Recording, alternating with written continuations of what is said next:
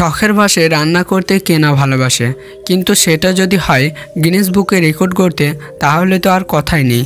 হ্যাঁ, বলছিলাম টানা 100 ঘন্টা রান্না করা নাইজেরিয়ান রাঁধুনি হিলদা বাচির কথা। গিনেস বুকে রেকর্ড করতে 2023 সালে 11 মে তিনি প্রবেশ করেন তার সাজানো গোছানো রান্নাঘরে।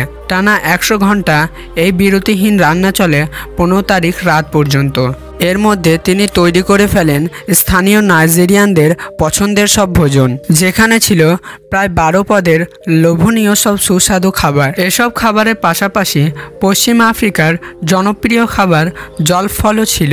রান্না চলাকালীন সময়ে প্রতি 1 ঘন্টা পর পর 5 মিনিটের ছোট বিরতি পেয়েছেন হিলদা বাচি। ইচ্ছে হলে 12 ঘন্টা পর 5 মিনিটের এই বিরতি একত্র করে 1 ঘন্টার জন্যও নিতে পারতেন তিনি। এর আগে 2019 সালে 87 ঘন্টা 45 মিনিট রান্না করে গিনেস বুকে রেকর্ড গড়েছিলেন ভারতীয় রাঁধুনি লতা টন্ডন, যা এইবারে জিতে চলেছেন নাইজেরিয়ান রাঁধুনি হিলদা বাচি। তো বন্ধুরা, নাইজেরিয়ান রাঁধুনি হিলদা বাচির কথা জানতেন কিনা এটা অবশ্যই কমেন্ট বক্সে লিখে জানাবেন এবং আরও ইনফরমেটিভ ভিডিও পেতে ফলো করতে ভুলবেন না।